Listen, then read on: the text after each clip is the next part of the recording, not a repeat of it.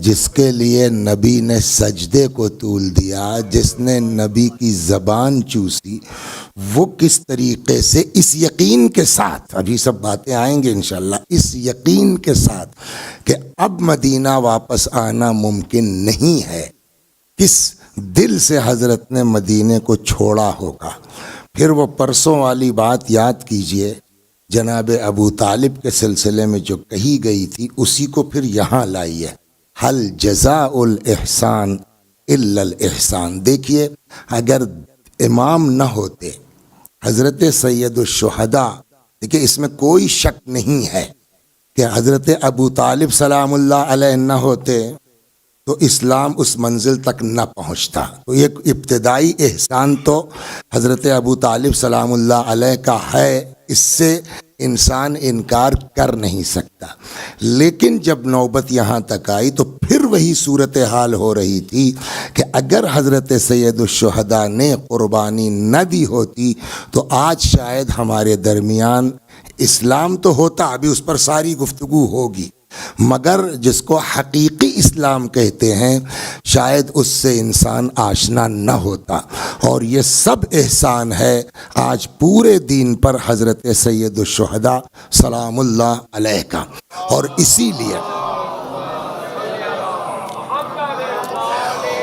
اسی لیے میں نے جس حدیث مبارک کی تلاوت کی ہے اس میں بھی پیغمبر کیا فرما رہے ہیں، ان الحسین مصباح الہدا، حسین ہدایت کا چراغ ہے، اور صرف ہدایت کا چراغ نہیں، وہ سفینۃ النجاح، نجات کی کشتی ہے۔ گویا پیغمبر نے ہم کو آپ کو نسخہ دے دیا، ہدایت چاہتے ہو تو در حسین پر آنا ہوگا، نجات چاہتے ہو تو در حسین پر آنا ہوگا، نہ بغیر حسین علیہ السلام کے ہدایت مل سکتی ہے، نہ بغیر حسین علیہ السلام کے نجات مل سکتی ہے۔ تو اب میں یہاں سے سلسلے وار شروع کرتا ہوں، دعا فرما۔ دیکھیے کبھی کبھی یہ ہوتا ہے کہ آدمی کے ذہن میں باتیں ہوتی ہیں بٹ وہ جیسے اس کو ڈیلیور کرنا چاہیے وہ نہیں کر پاتا ہے، مگر یہ کہ اس کی طرف سے تائید حاصل ہو جائے، اور اس کی طرف سے تائید کے لیے پھر اس کی طرف لو لگانا پڑے گا، اس سے فریاد کرنی پڑے گی۔ اور اس سے فریاد کا معاملہ یہ ہے کہ کوئی گارنٹی نہیں ہے کہ ہماری دعا قبول ہو جائے، 50 شرطیں ہیں دعا قبول ہونے کی۔ فرض کیجئے ابھی ہم دعا کریں کہ پالنے والے ہم کو توفیق دے کہ میں جو کہنا چاہتا ہوں ان سے صحیح ڈھنگ سے کہہ سکوں، کوئی گارنٹی نہیں ہے کہ میری دعا قبول ہو۔ کیوں؟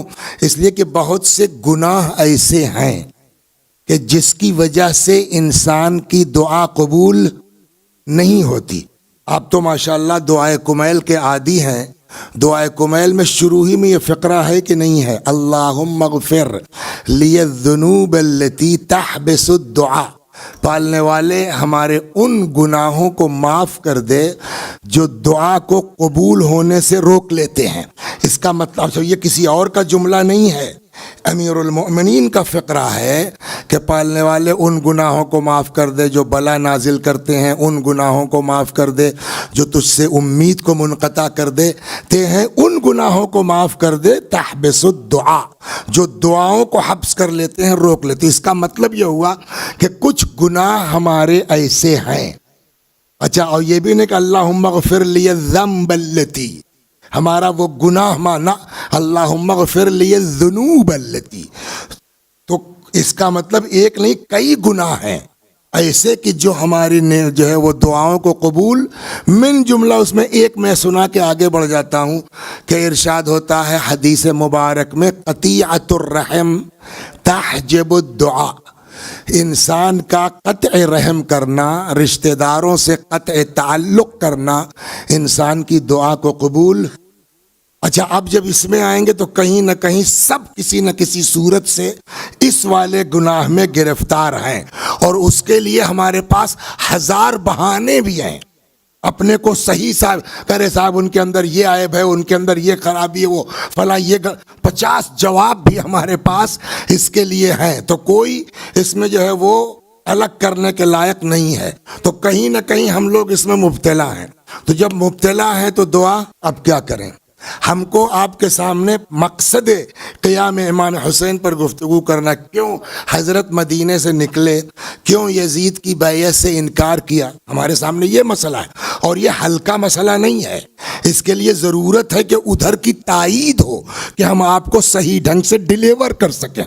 ہماری حالت یہ ہے کہ 50 گناہ کر کے بیٹھے ہیں، تو اب اس کے لیے ایک راستہ ہے، اور جو جا کے ختم ہوتا ہے آپ پر۔ اللہ نے جناب موسیٰ پر وحی نازل کی، فرمایا موسیٰ اس زبان سے دعا کرو جس سے تم نے گناہ نہیں کیا ہے۔ تو ہم لوگ تو اللہ سے بات نہیں کر سکتے نا، حضرت موسیٰ کلیم ہیں، موسیٰ علیہ السلام نے پوچھ لیا پالنے والے وہ زبان کہاں ملے گی جس سے گناہ نہ کیا ہو۔ اب جواب قدرت کا، موسیٰ اپنے لیے دعا کراؤ دوسروں سے، اس لیے کہ ہم نے جو بدماشی کی ہے اپنی زبان سے کی ہے نا۔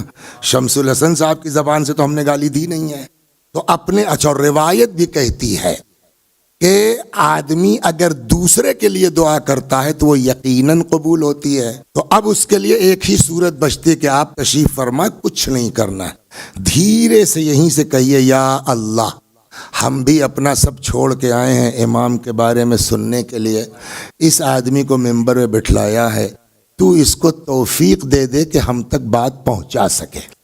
آپ دعا کر دیں گے ہمارا کام ہو جائے گا۔ صلوات بر محمد۔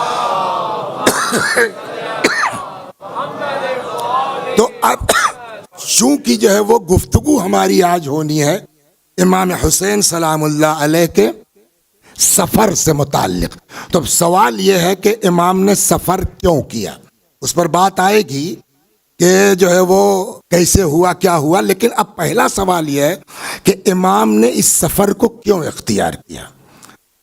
تو معاملہ صرف اتنا تھا سفر اختیار کرنے کا کہ بے دین لامذہب شرابی ایک لونڈا جس کا نام ہے، یہ میں اپنا لفظ نہیں ہے، کتابوں میں اغیلمہ کا لفظ لکھا ہوا ہے جس کا میں نے ٹھیٹھ اردو میں ترجمہ کر دیا، بس صلوات بر محمد و آل۔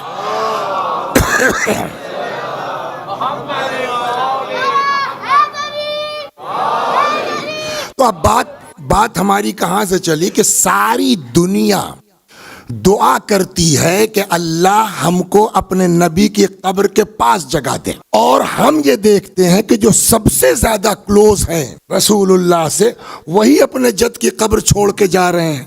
تو یہ معمولی سفر نہیں ہے، اس کو ہم کو پھر دیکھنا پڑے گا کہ وہ کیا مجبوری تھی جس کی بنیاد پر امام حسین سلام اللہ علیہ کو اتنا بڑا قدم اٹھانا پڑا۔ اور جبکہ اب یہاں سے سوال ہوگا کہ کیوں سفر کیا، سوال یہیں سے آغاز ہوگا نا کہ امام نے مدینہ کیوں چھوڑا۔ کہ صاحب وہ یزید نام کا شرابی کبابی آدمی تھا، اس نے حضرت سے بیعت کا مطالبہ کر لیا۔ اچھا پہلے چلیے بیعت ہی کے بارے میں سن لیے، پھر آگے چلتے ہیں کیوں چھوڑا۔ صلوات بر محمد۔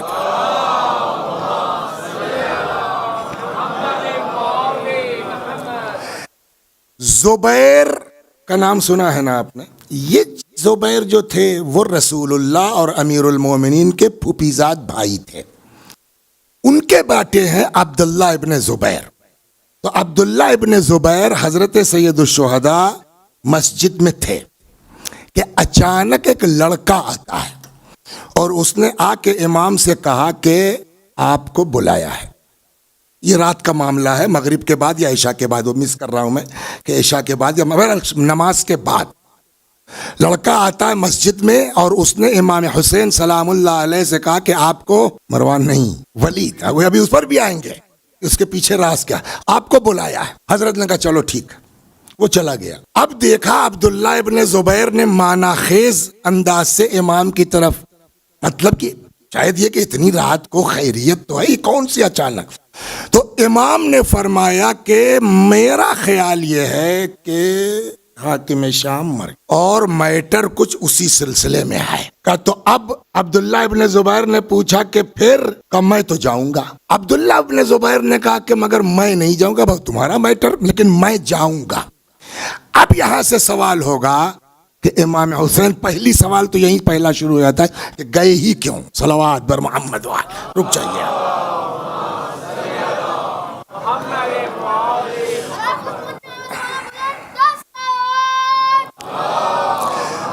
آپ کہاں کے رہنے والے ہیں؟ الہ آباد گاؤں.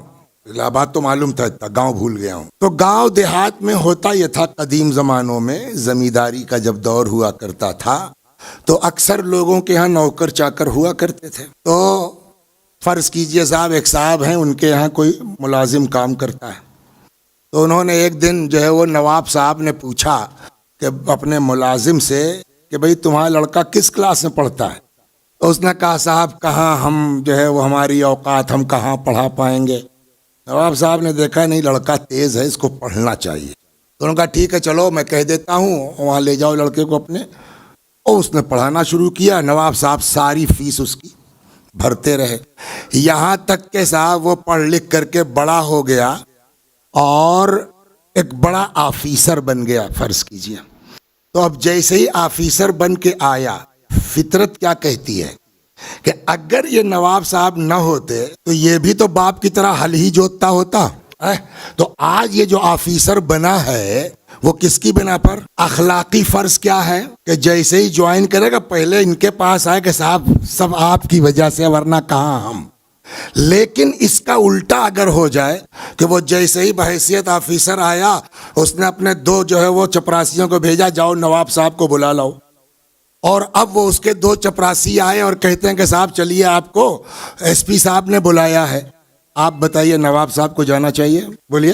اس کی ہمت مجھ کو بلائے گا، جو کچھ آج ہے وہ میری وجہ سے ہے، مجھ کو بلائے گا وہ، یہ عام. اب آپ بتائیے عربوں کا حال کیا تھا؟ 360 بتوں کے سامنے سجدہ کرتے تھے، ننگے، ناگا دیکھ رہے ہیں نا آپ، ننگے خانہ کعبہ کا طواف کرتے تھے. ان کو اس گندگی سے نکال کر کے اس بلندی تک لانے والا کون؟ رسول اللہ. اور کسی بھی جو ہے وہ مشن کی کامیابی صرف نفری قوت کی بنیاد پر نہیں ہوتی، اس کے لیے پیسہ. بھائی اتنا بڑا آپ ادارہ چلا رہے ہیں، بغیر پیسے کے چلا لیے تو ہم جانے آپ، تو پیسہ بھی چاہیے. بے شک رسول اللہ رسول ہے، مگر ان کے ساتھ جو پیسہ لگا وہ کس کا؟ خدیجہ کا. اب یوں آئیے نا، رسول اللہ کون ہے؟ امام حسین کے نانا، امام حسین کی بات چل رہی ہے نا. تو اب رسول اللہ کون ہے؟ نانا. پیسہ کس کا لگا؟ نانی کا. اور پھر اس کے بعد جنگوں میں فتح کس کے ذریعے سے ہوئی؟ باپ کی وجہ سے. تو آج جو کچھ بھی اسلام ہے یا مسلمان ہے، ان کے پیچھے کون ہے؟ حسین کے نانا، حسین کی نانی کا پیسہ، حسین کے باپ. اور اب حالات اتنے پلٹ گئے ہیں کہ وہ صاحب آگے کہہ رہے چلیے آپ کو بلایا گیا ہے. تو اب بتائیے عقل کیا کہتی ہے؟ امام کو جانا چاہیے؟ بولیے. امام کو؟ مولا یہ دیکھیے میں نے ان لوگوں سے پوچھا، یہ لوگ کہہ رہے ہیں کہ نہیں جانا چاہیے. آپ سے زیادہ عقل کس کے پاس ہے آقا؟ آپ کیوں چلے گئے؟ صلوات بر محمد صلی اللہ علیہ وسلم. یہاں سے ہوگا. جب عام انسان کہہ رہا ہے کہ ایسے کے بلانے پر امام کو نہیں جانا چاہیے تھا، مولا آپ کیوں چلے گئے؟ عجب نہیں حضرت کا جواب ہو کہ تمہاری بات ٹھیک ہے اپنے اعتبار سے، لیکن اگر آج میں نہ جاتا، اتنے سب کے باوجود آج عجب نہیں مولا کہیں کہ بھئی تم لوگ تو نہ بولو. یہ کہیں اور نہیں، تمہارے ہندوستان سے یہ آواز اٹھی ہے یزید کو رضی اللہ کہنے والے کی. تو اتنے کے بعد تو آج لوگ پیدا ہو گئے یزید کو رضی اللہ کہنے کے لیے. اگر میں نہ جاتا تو کیا کرتا؟ یہی نا، چلو یہاں سے، میں نبی کا نواسا، خدیجہ کا جو ہے وہ نواسا، علی کا فرزند، میں اس شرابی کبابی کے بلانے پہ جاؤں گا؟ It's impossible. چلو یہاں سے. یہی تو ایک صورت آپ بتا رہے ہیں نا ہونی چاہیے. اگر امام حسین انکار کر دیتے تو کل کو تاریخ لکھتی کہ یزید اس حد تک جانے کے موڈ میں نہیں تھا. اب دیکھیے ساری چیزیں غور کر کیجیے آپ. یزید اس حد تک جانے کے موڈ میں نہیں تھا. وہ تو ابتدا ہی میں امام نے اتنا ٹائٹ جواب دے دیا کہ راج ہٹ تو مشہور ہے ہی ہے. پھر یزید نے کہا بس اب تو بیعت لے کے رہیں گے. پوری کربلا امام کے حوالے کر دی جاتی، تھوپ دی جاتی.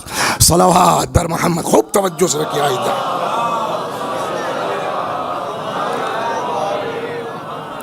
وہاں سے گھر آئے, جناب زینب سے ساری بات ہوئی تو میں جاؤں گا. اتنے میں لڑکا پھر آ گیا. حضرت کا چلو, میں نے کہا میں آ رہا ہوں نا. گیا, حضرت تشریف لے گئے. اب جب تشریف لے گئے تو کتنے لوگ گئے تھے؟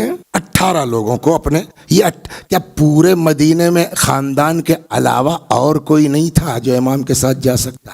یہ ان لوگوں کے لیے سبق ہے جو خاندان چھوڑ کے دوستوں پہ اعتبار کرتے ہیں. ہم بھیا جس کے خاندان والے ساتھ نہیں دے سکتے اس کا دوست کیا ساتھ دے گا؟ یہ سبق ہم کو ہے کہ اگر واقعی اعتبار ہو سکتا ہے تو اپنا خون. 18 بنی ہاشم کو لے کر کے حضرت سید الشہداء آئے, لیکن کسی کو اندر, سب کو باہر چھوڑ دیا. ہاں میری آواز بلند ہو تو بھی دیکھا جائے گا. پہنچے, کیوں بلایا ہے؟ یہ واقعہ ہو گیا. اب بتائیے امام کا جواب کیا ہونا چاہیے؟ 2 ہی صورت ہے. آپ بتائیے, آپ کا ایک انسان ایسا جس نے زندگی بھر آپ کے باپ کو چین سے جینے نہیں دیا, آپ کے بھائی کے مرڈر میں وہ شامل ہے نا, اس کے مرنے کی خبر آپ کو ملے گی, آپ کا ری ایکشن کیا ہوگا؟ گیا الحمدللہ. یہی طریقہ ہوگا نا. کیا امام حسین علیہ السلام وہاں اظہار خوشی کر سکتے تھے؟ وہی سوال ہوگا کہ صاحب اس کا تو باپ مرا تھا, یہ خوشی کا اظہار کرنے لگے. لہٰذا عقل یہ کہتی ہے کہ خوشی کا, تو اب خوشی کا اظہار نہ کریں تو کریں کیا؟ ارے کب؟ انا للہ اے مرحوم بڑے نیک آدمی تھے, اللہ مغفرت فرمائے. کیا یہ کر سکتے تھے؟ اور اگر یہ کر دیتے تو پھر ہم کہاں جاتے 22 رجب کو لے کے صلوات برما, ہم کہاں جاتے؟ تو اب آپ دیکھیے وہ کیا وقت کہ نہ اظہار مسرت کر سکتے ہیں نہ اظہار افسوس کر سکتے ہیں, تو کریں تو کیا کریں؟ دیکھیے ایک بات اور بتائیں, ہم میں اور امام میں ایک فرق ہے. ہمارے اندر کی کیفیت کیا ہے اس کو ہم چھپا نہیں سکتے. لہجے سے پکڑ لیے جائیں گے, چہرے سے پکڑ لیے جائیں گے, آنکھوں سے پکڑ لیے جائیں گے, ہم نہیں بچ سکتے اندرونی کیفیت سے. مگر امام کو اپنے چہرے پر بھی اختیار ہے, اپنی آنکھوں پر بھی اختیار ہے, اپنی زبان پر بھی اختیار ہے. 1-2 قرآن پڑھنے میں تو کوئی اعتراض ہے ہی نہیں کسی کو. تو اب جیسے ہی اطلاع دی گئی کہ صاحب یہ ہو گیا ہے, حضرت نے سپاٹ لہجے میں, کوئی ڈیسائیڈ ہی نہیں کر سکتا یہ خوشی کا لہجہ ہے کہ غم کا, فرمایا انا للہ و انا الیہ راجعون, ہم سب اللہ کے اور سب کو اس کی طرف پلٹ کے جانا ہے. تو یہ تو کوئی ایسی بات نہیں. یہ بتاؤ بلایا کیوں ہے؟ صلوات بر محمد. تو مرنا تو ہے, ہمیں ایک جو آیا وہ سب کچھ جائے گا. یہ بتاؤ بلایا کیوں ہے؟ تو انہوں نے کہا صاحب بلایا اس لیے ہے کہ یزید کو بعنوان خلیفہ مان لیا گیا ہے, تو اب آپ بھی بیعت کر لیجئے. اب کیا کہیں, کتنے آپشنز ہیں امام کے پاس. یزید کی بیعت میں, فاطمہ کا لال, او شرابی کبابی کی, کیا بات کر رہے ہو تم لوگ؟ اگر اس طرح انکار کرتے تو وہی بات جو شروع میں کہی گئی, تاریخ لکھ دیتی کہ صاحب جو ہے وہ یزید اس حد تک جانے کے موڈ میں نہیں تھا, لیکن امام حسین نے اتنا ٹف جواب دیا کہ وہ جوش میں آ گئی حکومت اس کا, اب تو بیعت لے کے رہیں گے, تو انکار کر نہیں سکتے. اب کیا کریں, بیعت کر لیں. دوسرا آپشن یہی نہ ہے. آپ کون ہے جو کہہ سکتا ہے معاذ اللہ کہ حضرت کو بیعت, بولیے نہیں کر, تو بیعت کر نہیں سکتے. بغیر بیعت کیے نکلنا ہے تو اب یا تو صاف انکار کر دیں, بیعت کر نہیں سکتے تو اب نکلے تو کیسے نکلے؟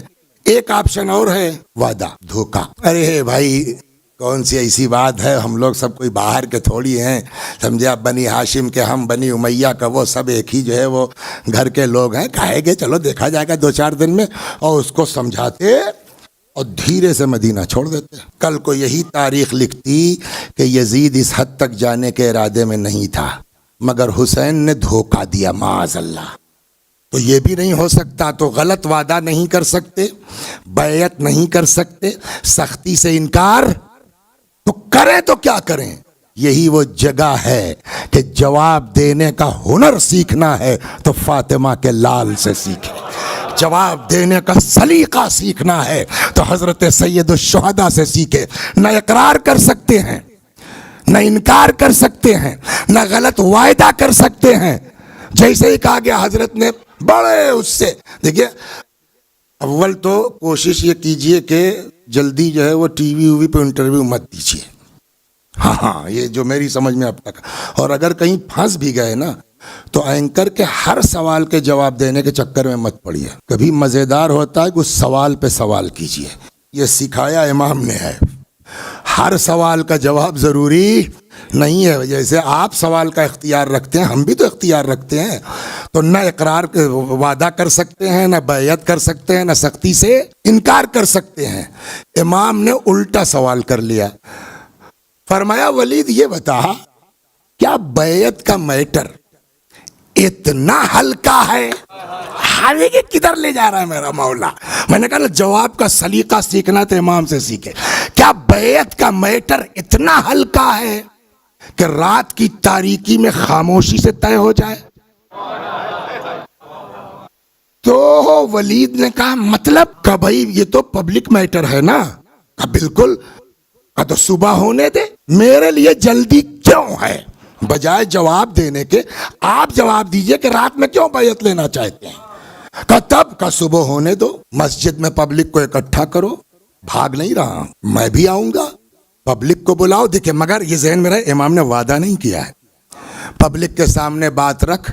اب حضرت کا جملہ یہ ہے کہ پھر ہم دیکھیں گے پبلکلی ایونا احق بالخلافت والبیعہ. پھر پبلک کے سامنے یہ ڈیسائیڈ ہوگا کہ ہم میں اور یزید میں خلافت و بیعت کا حقدار ہے کون. دیکھیے کیا نہ اقرار ہے، نہ انکار ہے، نہ غلط وعدہ ہے، اپنا دعویٰ بھی پیش کر دیا ہے. صلوات بر محمد و آل محمد. اچھا اس کو حضرت نے کچھ اس انداز سے کہا کہ ولید آ گئی سمجھ میں اس نے کہا آپ صحیح کہتے ہیں، ٹھیک ہے تشریف لے جائیے. جیسے ہی کہا تشریف لے جائیے تو اب وہ آپ والی بات صلوات پر پہن کے لیے تھوڑا بیک جانا پڑے گا. صلوات پر محمد. ایک زمانہ تھا یہ ولید جو آج گورنر ہے مدینے کا، یہ ابھی کچھ سالوں پہلے گورنر تھا کوفے کا. اور زبردست وہ بات مشہور ہے کہ حتیٰ ایک دن جناب نے نشے کی حالت میں 4 رکعت پڑھا دی. اور جب کسی نے کہا کہ یہ کیا تو کہتا کم ہے اور پڑھا دیں. یہ دیکھ کے کیا، کبھی اپنے کو تو پڑھی نہیں کہ صحیح سے بتا سکوں. صلوات پر محمد.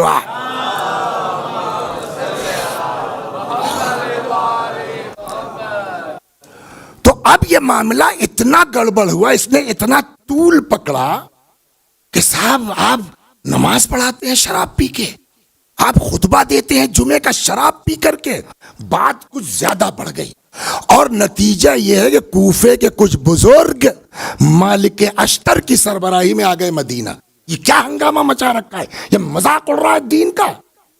یہ میٹر ایسا تھا کہ جہاں سرکار کو بھی سوچنا پڑا کہ اب اگر اس کا سپورٹ کرتے ہیں تو معاملہ خراب ہے، لہذا بہتر یہ ہے کہ اس کو ڈسمس کر دیا جائے. مروان جو کہ داماد الملت تھے، اس نے یہ سوچا کہ یہی آسان ہے کہ اس کو ڈسمس کر دیا جائے. یہاں سے دوسرا گورنر بھیج دیا گیا، ولید کو برخاست کر دیا گیا. مگر ولید نے کہیں نہ کہیں ڈرا ہوا تھا کہ اگر ہم واپس مدینے گئے تو علی آئیں، شراب کی حد تو جاری ہو جائے گی، کوڑا تو پڑ ہی جائے گا. لہٰذا اب کوفے سے یہ بھاگا تو مدینے نہیں آیا، شام چلا گیا. اور اس کے بعد پھر حالات پلٹے بدلے، یہ ہوا یہ وہاں کا اچھا چچیرا بھائی بھی تھا تو یہ وہاں کا گورنر ہو گیا.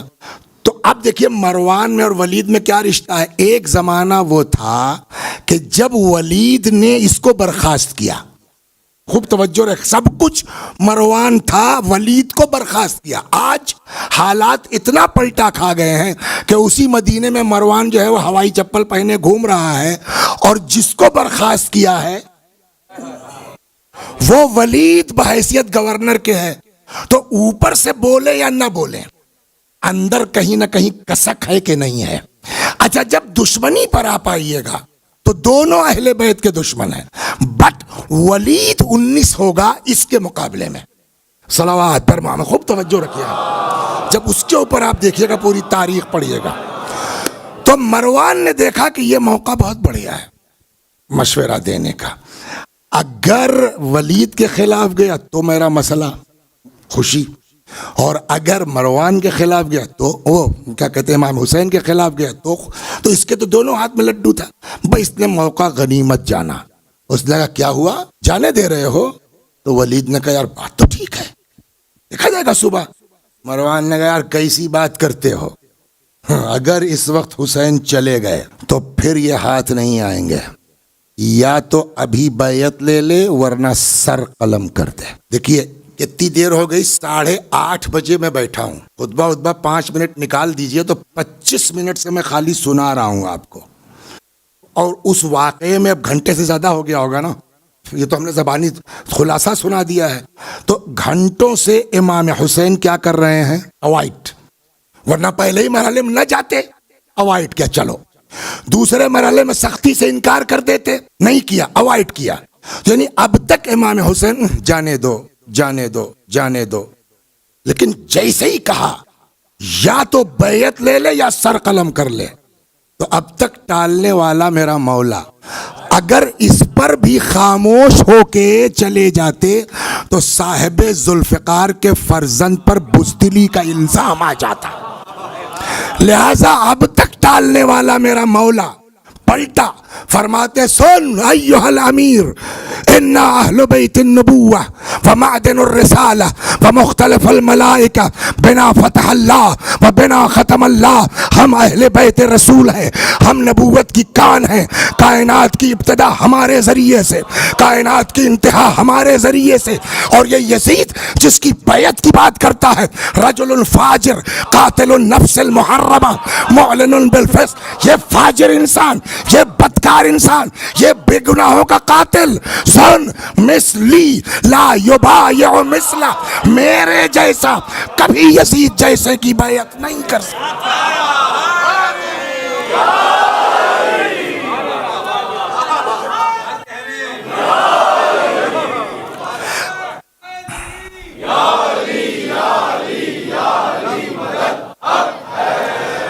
یہاں تک امام سے جو درس ملا ہے کہ دیکھو جب تک ٹال سکو, ہر بات پہ لڑائی مت کرو, ہر بات پہ جھگڑا مت کرو, جب تک ٹال سکو تب تک بات کو بولیے ٹالتے رہو.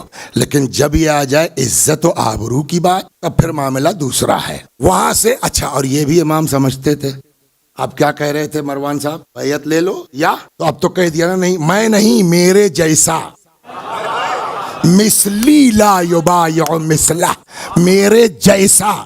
اور اس میرے جیسا کہ کتنا وزن تھا کہ پھر آخر میں آ کے امام کو ولی عہدی کی پیشکش کی گئی, مگر کسی امام سے بیعت کا مطالبہ پھر نہیں کیا گیا.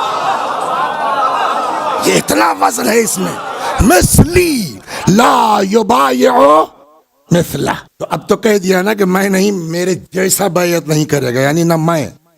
اچھا, اور یہ بھی دیکھ لیجئے یہ وزن. امام حسین علیہ السلام کی شہادت کے بعد جو حیثیت حضرت سید الشہداء کی ہے, سیم پوزیشن تو امام سجاد کی ہے نا. آپ زنجیر ڈال سکتے ہیں, آپ قیدی بنا سکتے ہیں. ہمیں سب سے آسان تو یہی تھا نا کہ چلو حسین نہ صحیح, ان کے بیٹے نے بیعت کر لی, بیعت کا مطالبہ کرتے, قیدی بنا لیا, بیعت مانگنے کی ہمت نہیں پڑی ہے. یہ ہے مطلب مثلی لا یبایع مثلہ کا. تو اب تو کہہ دیا نا صاف کہ میں بیعت, میں نہیں, میرے جیسا بیعت, بولیے. تو اب تو مار دو نا, یہی تھا نا, یا بیعت لے لو یا سر لے لو. تو کہہ تو دیا نہیں کروں گا, کہے نہیں سر لے لیتے, چلے آئے. ایک کی ہمت نہیں پڑی, روک لیتا خالی. سر لینا تو اس کا مطلب امام کو پتا تھا کہ کچھ نہیں کر سکتے. ہم نے کہا مولا جب پتا تھا کہ ان کی اوقات نہیں ہے تب اتنا ہلکے میں کیوں آپ بات کر رہے تھے؟ کہ یہ تم کو سبق سکھلانا ہے کہ قوت ہونے کے باوجود جب تک ہو سکے بات کو ٹالتے رہو. صلوات بر محمد و آل, یہ سبق ہے حضرت سید الشہداء سے. خب ماں کی طرح چاہنے والی بہن گھر پہ انتظار کر رہی. پہنچے, کیا ہوا؟ امام نے پوری بات بتلائی. تو کہ ہم بیعت نہیں کریں گے، پھر ہم مدینہ چھوڑ دیں گے۔ یہاں تک ہو گئے۔ اب آئیے جہاں سے شروع کیا تھا، پتا تھا کہ آپ بیعت نہیں کریں گے تو کیا ہوگا؟ سوال۔ اب یہاں سے ایک نئی بات شروع ہوگی کہ امام نے بیعت سے انکار کیا، وہ ہم نے آپ کو پوری تفصیل بتا دی۔ اب سوال یہ ہے کہ امام نے بیعت سے انکار کیوں کیا؟ تو پہلے نمبر پر یہ پتا تھا کہ نہیں پتا تھا؟ کیوں؟ کہنا کیا چاہتے ہیں آپ؟ ہم نے کہا دیکھیے دونوں صورتوں میں شیعہ پھنس جائیں گے۔ اگر کہتے ہیں امام حسین نے انکار تو کر دیا، بٹ معاذ اللہ استغفر اللہ، اور کوئی کاٹ کے نہ ڈال دے اس کے ورنہ ہم پھنس جائیں گے، مگر معاذ اللہ اتنا نہیں سمجھ پائے کہ بات یہاں تک پہنچ گئی۔ جیسے ہی آپ یہ جواب دیں گے ویسے ہی سوال ہوگا پھر کون سے امام ہے وہ جو اپنا میٹر نہ سمجھ پائے، وہ ہماری امامت کیا کریں گے؟ اور اگر نہیں ان کو سب معلوم تھا، کہا بس بس بس بس رکیے، سب معلوم تھا تب کیوں انکار کیا؟ تو ایک جواب تو ہم جیسے جاہلوں کا ہے، آپ سے مطلب سیدھا وہ نبی کے نواسے ہیں، آپ کی اوقات کیا ہے پوچھنے کی؟ تو اس کا جواب ہے نہیں، ہم اس لیے پوچھیں گے کہ ہم ان کو اپنا امام سمجھتے ہیں، اور ہمارا امام وہ ہے جو کبھی قرآن کے خلاف نہیں جا سکتا۔ کہا تو اس میں کون سے قرآن کے خلاف ورزی ہے؟ تو جواب کا قرآن کہتا ہے اپنے ہاتھ سے اپنے آپ کو ہلاکت میں نہ ڈالو۔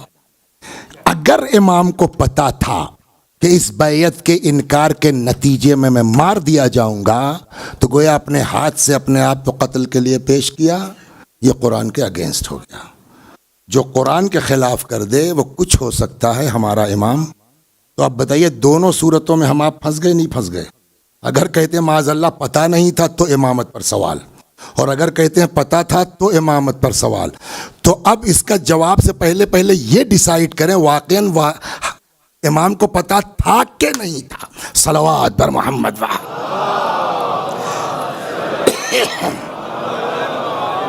اب اس کے لیے ایک پوری تفصیل ہے، بہت لمبا چلا جائے گا کہ پھر انبیاء کو پتا تھا اور آدم کے ساتھ کیا ہوا اور نوح کے ساتھ کیا ہوا اور کشتی بنانے کے ساتھ کیا ہوا، موسیٰ نے جو ہے دعا کی پالنے والے عاشورہ کے صدقے میں، تو وہ موسیٰ کو پتا تھا تو کیسے پتا تھا؟ ابراہیم کیسے جانتے تھے؟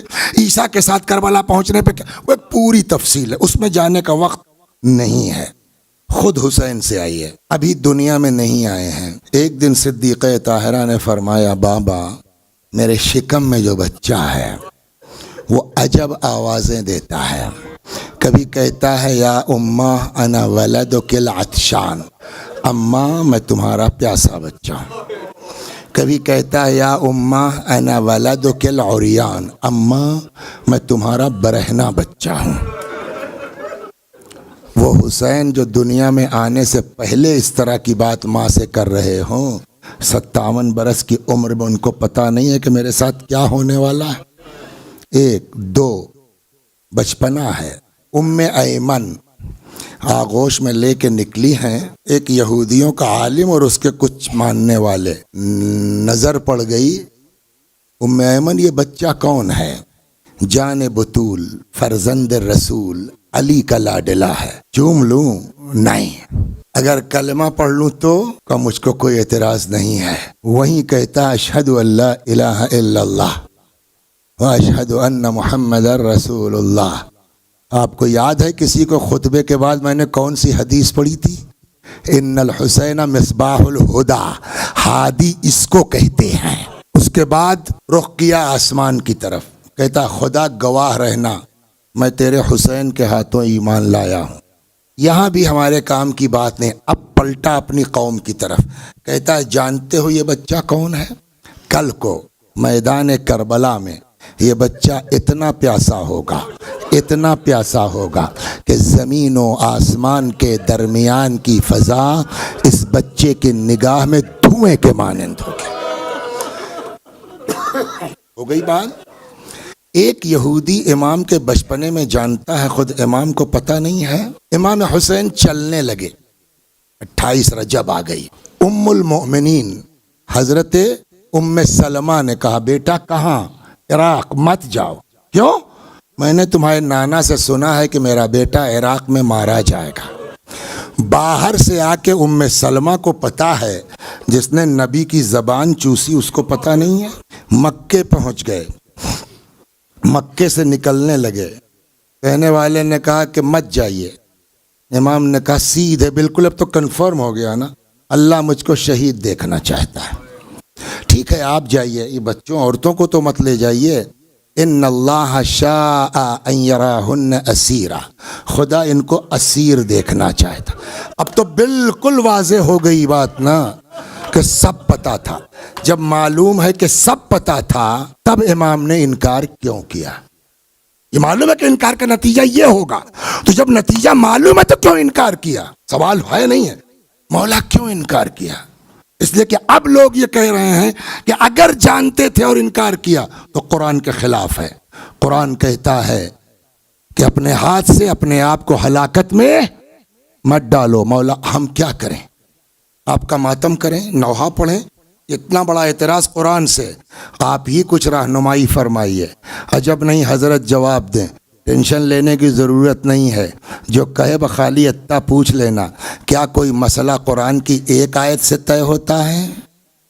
ہم نے کہا مطلب کہ جب کوئی کہے کہ قرآن میں یہ آیت ہے کہ اپنے ہاتھ سے اپنے آپ کو ہلاکت میں نہ ڈالو، تو اس سے کہنا کہ خالی یہ آیت دکھ گئی تم کو اور وہ آیتیں نہیں دکھائی دی جہاں قرآن کہتا وَلَا تَحْسَبَنَّ الَّذِينَ قُتِلُوا فِي سَبِيلِ اللَّهِ أَمْوَاتًا بَلْ أَحْيَاءٌ عِندَ رَبِّهِمْ يُرْزَقُونَ، جو اللہ کی راہ میں قتل ہو گئے انہیں مردہ نہ۔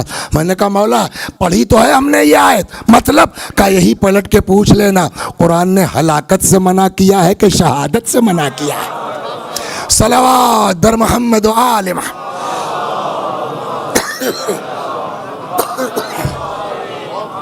تو اب کہاں پہنچی بات؟ امام کو پتا تھا، بالکل پتا تھا، پھر کیوں انکار کیا؟ قرآن ہلاکت سے منع کرتا ہے، جواب قرآن ہلاکت سے منع کرتا ہے، شہادت۔ واٹس ڈفرنس بٹوین ہلاکت اینڈ شہادت؟ اب یہ نیا سوال ہوگا، ہمارے بزرگوں نے پورا اشرا پڑھا ہے اس پر، ہلاکت اور شہادت کے عنوان سے، لیکن اگر ایک لائن میں اپنے بچوں کو سمجھانا ہو کہ ہلاکت اور شہادت میں فرق کیا ہے، کیسے بتائیں گے؟ کہ اس آیت کو پھر سے پڑھو، سمجھ میں آ جائے گا۔ وہاں کیا ہے؟ وَلَا تُلْقُوا بِأَيْدِيكُمْ إِلَى التَّهْلُكَةِ، بس یہاں کیا ہے؟ وَلَا تَحْسَبَنَّ الَّذِينَ قُتِلُوا، آگے بولیے، فی سبیل اللہ، یہ شرط لگی ہوئی ہے۔ اس کا مطلب یہ ہے کہ قتل ہونے والوں کی دو قسمیں ہیں، ایک وہ جو اپنے لیے جان دے، مال کے لیے جان دے، دولت کے لیے جان دے، اقتدار کے لیے جان دے، حکومت کے لیے جان دے، ایک وہ جو دین الہی کی بقا کے لیے قربانی دے۔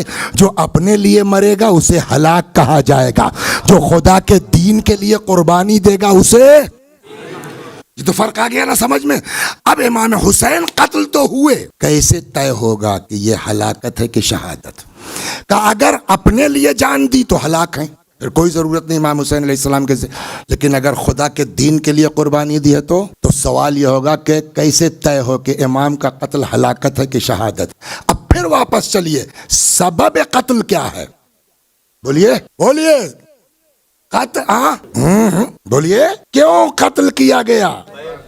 انکار بیعت۔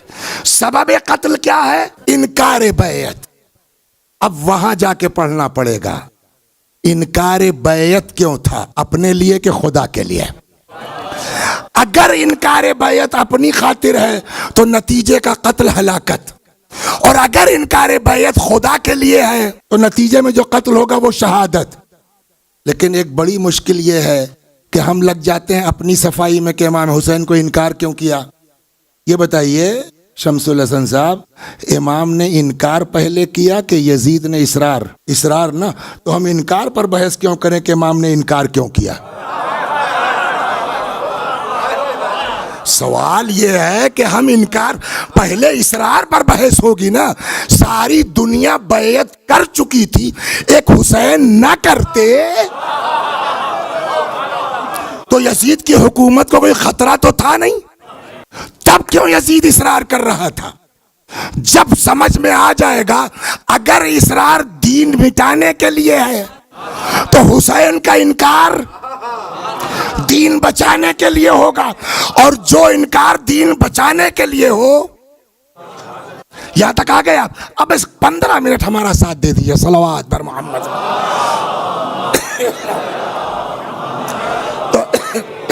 تو اب ہم کو بحث کرنی ہے کاہے پر کہ یزید اتنا مصر کیوں تھا کہ ساری دنیا کر چکی ہے نا۔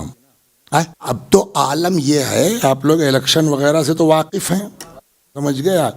تو ہم لوگوں کے یہاں، سمجھ گئے آپ، وہ جو آپ کے یہاں پاکستان وغیرہ میں ناظم ہوتا ہے شہر کا، تو ویسے ہم لوگوں کے یہاں جو ہے وہ گاؤں کا جو الیکشن ہوتا ہے اس کو کیا کہتے ہیں؟ پردھان۔ میں اپنے گاؤں کا قصہ بتا رہا ہوں۔ تو ہمارے گاؤں کا قصہ یہ کہ 1100 یا 1200 کل ووٹ تھے، جس میں سے 700 کل پول ہوئے تھے، اور کم از کم 10 یا 11 آدمی کھڑے تھے، سمجھ گئے آپ؟ اس میں ہمارے خاندان کے بھی ایک نائب صاحب، بیچارے نائب حسن صاحب مرحوم، کھڑے تھے۔ تو پہلے خبر یہ آئی کہ وہ ہار گئے 8 ووٹ سے، وہ 4 ووٹ سے، 8 ووٹ سے۔ اس کے بعد وہ ایک دوسرا ڈبہ تھا، اس میں سے 12 ووٹ ان کے نکل آئے، تو معلوم ہوا کہ یہ 4 ووٹ سے جیت گئے۔ تو کل پتا چلا کتنا ووٹ ملا تھا ان کو؟ 106 ووٹ۔ تو 700 میں کتنا ووٹ ملا ان کو؟ کتنے لوگ ان کو بنانا چاہتے تھے پردھان؟ صرف، اور 500 ان کے خلاف ہے، 600۔ جہاں 600 لوگ خلاف ہوں، صرف 100 آدمی آپ کے ساتھ ہوں، اب 5 سال کوئی ہلا نہیں سکتا۔ صلوات درما، خوب خوب غور سے سنیے آپ۔ ادھر یزید کے ساتھ کیا ہوا؟ پیسہ، ڈنڈا، سب کچھ تھا۔ ایک صاحب نے یزید کے خلاف شعر کہہ دیا، 40,000 پہنچ گئے، صبح تعریف میں شعر آ گیا۔ تو ایسے افراد تھے، تو سب ملا کے ڈنڈا پیسے کے زور پہ سب نے بیعت کر لی۔ گنتی کے 4 لوگ تھے، اس میں بھی ایک صاحب غائب ہو گئے۔ ایک صاحب نے دھیرے سے لکھا کہ ٹینشن مت لو، ہم تمہارے ساتھ ہیں، اوپر نہیں۔ اکیلے ایک امام حسین اور ان کا گھر، یہ اگر بیعت نہ کریں، بولیے کیا یزید کی سرکار گر جائے گی؟ نہیں نا۔ تو اس کا مطلب سرکار بچانے کے لیے بیعت نہیں تھی۔ صلوات بر، خوب غور کیجئے، اس کا پھر یہ بیعت پہ اتنا اصرار کیوں؟ یہاں تک اب آئیے واپس چلیں۔ رسول صحابہ کرام رضوان اللہ علیہم اجمعین، اتنی زحمتیں اٹھائی ہیں ان لوگوں نے کہ ہم آپ سوچ نہیں سکتے کتنی اذیت پہنچائی ہے ان سبوں نے۔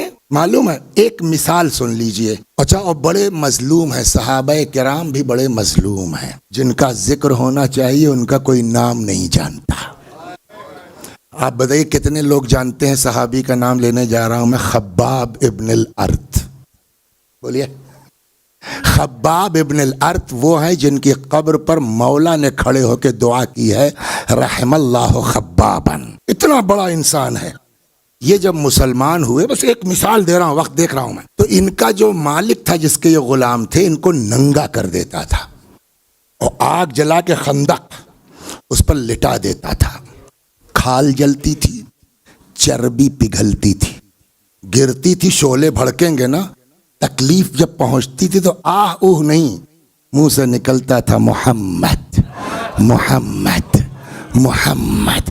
اس قدر ستایا گیا، اتنا ہی ستایا گیا کہ کل کے پرسوں وہ سنایا گیا نا کہ حتیٰ کہ اللہ نے بھیج دیا جابیل کو، اور جابیل نے آگے کہا یا رسول اللہ آپ کہیے تو ان پر پہاڑ اٹھا کے پھینک دوں۔ پیغمبر نے کہا نہیں۔ آخرش اللہ نے کہا بھیا اب آپ مکہ چھوڑ دیجئے، یہ حد ہو گئی نا۔ اب ان کے ہاتھ سے یہ لوگ نکل گئے، اب دباؤ بنا کے روک نہیں سکتے۔ جنگیں شروع ہوئیں تو بدر کا حال پتہ ہے کیا ہوا، خیبر کا بھی پتہ ہے، خندق جو ہے وہ سب مل کر کے، آل پارٹیز احزاب مل کے ہوا، اس میں بھی کچھ نہیں ہوا۔ تب ان کی سمجھ میں آیا کہ بھیا اب ان لوگوں سے وہ لڑ کے کچھ نہیں ہو پائے گا۔ تو ان کے سامنے 2 مثالیں تھیں، ایک جناب عیسیٰ کی اور ایک جناب موسیٰ کی۔ جو عیسیٰ علیہ السلام دین لے کے آئے تھے آج وہ ہے، اگر ہوتا تو موسیٰ کا دین ہوتا تو عیسیٰ کی ضرورت نہیں تھی، عیسیٰ کا دین ہوتا تو رسول اللہ کی ضرورت نہیں تھی، ہے نا۔ پھر یہ کیسے مٹا؟ کوئی جنگ کا نہ کا، پھر کا انہی کے ماننے والے اسی دین میں گھس کے جو اس کا بنیادی ڈھانچہ تھا اس میں اتنی بھیانک تبدیلی کر دی گئی کہ اب وہ اصلی دین رہ ہی نہیں گیا۔ انہوں نے دیکھا، سب کر کے دیکھ لیا کہ اب ان لوگوں کو روک پانا مشکل ہے، ایک ہی کام بچتا ہے کہ ان کے اندر گھس جاؤ۔ صلوات در محمد، بس آ گیا، مجلس تمام ہو گئی۔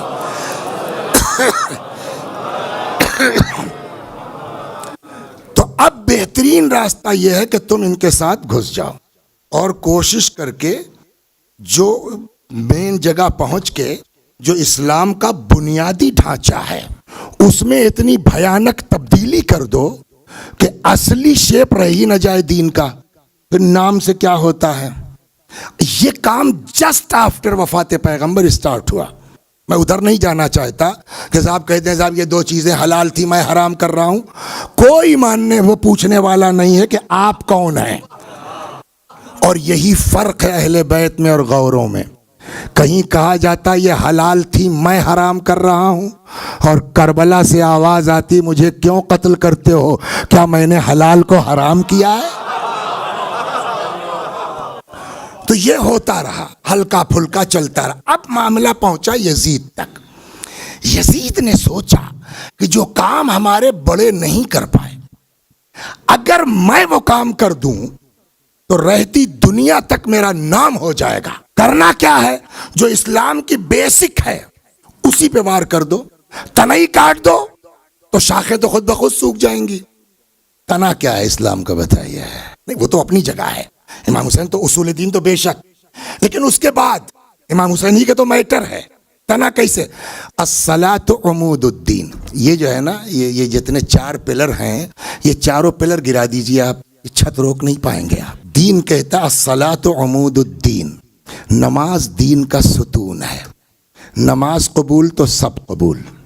ایک جگہ ارشاد ہوتا ہے کہ زنا کرنے والا کافر نہیں ہے، نماز نہ پڑھنے والا کافر ہے۔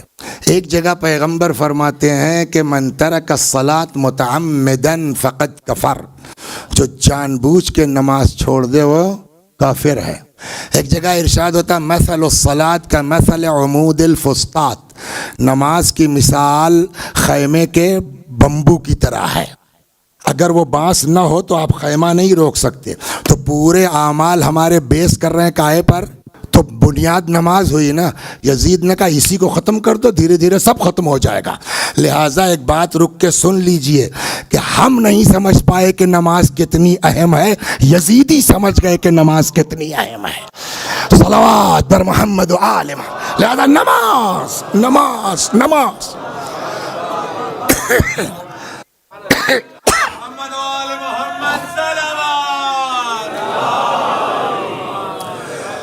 اب یہاں تک آپ کو لیا، بس 5 منٹ اور سن لیجئے جلدی جلدی۔ قرآن میں جب نماز کے بارے میں دیکھیے گا تو آیتیں بہت ہیں، جس میں ایک آیت ہے، خوب توجہ سے آرام آرام سے، فویل للمصلین، ویل ہے ان نمازیوں کے لیے الذین هم عن صلاتهم ساہون، جو اپنی نماز میں غفلت برتتے ہیں۔ ویل کہتے ہیں، ویل کے معنی کیا ہے؟ ویل کہتے ہیں جہنم کا وہ نچلا طبقہ جس میں شدید عذاب ہوگا۔ وہ کس کے لیے ہے؟ ان نمازیوں کے لیے جو نماز میں غفلت برتتے ہیں۔ بے نمازی کا تو میٹر الگ ہو گیا کہ وہ تو دین ہی سے خارج ہے۔ یہ پڑھنے والے بھی اگر ڈھنگ کی نہیں ہے تو ان کا حال یہ ہے۔ اب اگر اس آیت کو آدھا کر دیجئے، صرف فویل للمصلین، کیا مطلب ہوا اس کا؟ ویل نمازیوں کے لیے، جہنم کا نچلا طبقہ نمازیوں کے لیے۔ یہ ویل یاد رکھیے گا۔ قرآن مجید میں جوئے اور شراب کے بارے میں بھی آیت ہے۔ ارشاد ہوتا یسألونک عن الخمر والمیسر، پیغمبر آپ سے لوگ پوچھتے ہیں شراب اور جوئے کے بارے میں، قل فیہما اثم کبیر، آپ کہہ دیجئے بہت بڑا گناہ ہے۔ تو شراب کے لیے قرآن نے کیا کہا؟ گناہ ہے۔ نماز میں جو غفلت برتتے ہیں ان کے لیے کیا کہا؟ ویل۔ یزید نے بدماشی کیا کی کہ ادھر سے آدھی آیت لی نماز والی، ادھر سے آیت لی شراب والی، اور ملا کے شعر کہتا۔ صلوات پڑھیے تو اب یزید کا شعر سناتا ہوں میں آپ کو۔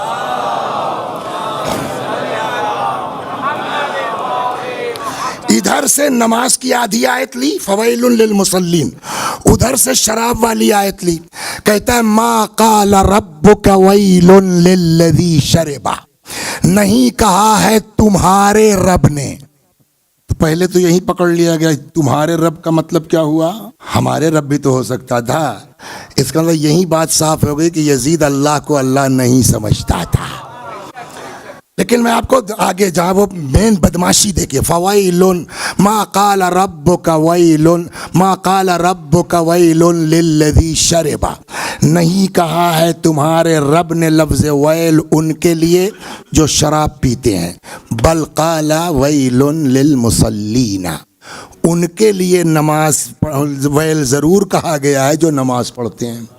یزید کا فتویٰ کیا ہوا؟ نماز خبردار پڑھنا مت ورنہ جہنم میں جاؤ گے، شراب نو پرابلم۔ یہ ایک ہو گیا، اور یہ کون ہے؟ بحیثیت حاکم کا کہہ رہا ہے نا، اب تک جو ہوا لوگ مانتے رہے۔ شراب کو ایک جام سے دوسرے جام میں پلٹیے، جھاگ اٹھ، کوئی بھی لکوڈ ہلائیے تو جھاگ اٹھتا بلبلا۔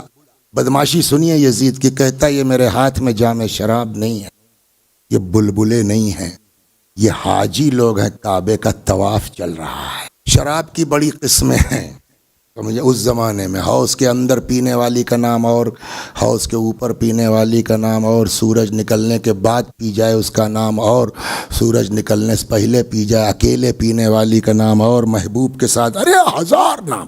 اسی میں سے ایک شراب ہے جو کہتے ہیں عجوز، بڑھیا۔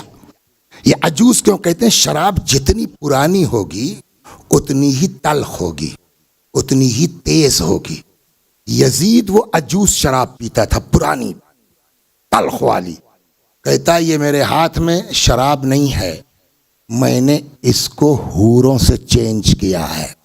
اب سمجھ میں آیا؟ بس زیادہ وقت نہیں لوں گا، بج گیا 9:30۔ یزید کون؟ جس نے نماز کو منع کیا، شراب جائز، حج کا مذاق، حاجیوں کا مذاق، کعبے کی توہین، یہ سب یزید نے کیا نا۔ لیکن اب تک جو معاملہ تھا وہ ہلکا پھلکا تھا، لوگ چپ رہ گئے۔ لیکن اب ڈائریکٹ کہیں سے آدمی بات آئے گی کہ صاحب ارے وہ دیکھو یار یزید کو وہ نماز کو منع کرتا ہے، تو یہ ایک ایسی چیز ہے جہاں کہیں نہ کہیں پبلک کھڑی ہو سکتی ہے، پبلک آواز اٹھا سکتی ہے، انقلاب زندہ باد کے نعرے لگ سکتے ہیں۔ تو اب کیا کیا جائے کہ آگے ایسا نہ ہونے پائے، شروع ہی میں اس کو دبانے کی کوشش کی جائے۔ تو اب اس کے لیے ضرورت ہے کوئی ایسا مضبوط ہاتھ مل جائے جہاں سے دین چلا ہے، جہاں سے اسلام چلا ہے، جہاں سے مذہب چلا ہے، کہ اگر پبلک آواز اٹھائے تو ہم یہ کہہ کے دبا سکیں تم کیا، تمہاری اوقات کیا، جس کے گھر سے اسلام چلا وہ تو بیعت کر کے چپ ہو گیا، تم کون بولنے والے؟ اب بتائیے بیعت پہ اصرار کیوں؟ بولیے، دین مٹانے کے لیے۔ اب انکار کیوں ہوگا؟ دین بچانے کے لیے۔ جو انکار دین بچانے کے لیے ہو وہ اپنے لیے ہے کہ خدا کے لیے؟ اور جو انکار خدا کے لیے ہو اس کے نتیجے میں جو قتل ہوگا وہ اپنے لیے کہ اللہ کے لیے؟ اور جو اللہ کے لیے قربانی دے وہ ہلاک ہے کہ شہید؟ قرآن نے ہلاکت سے منع کیا ہے، شہادت سے منع نہیں کیا۔ صلوات در محمد و آلہ۔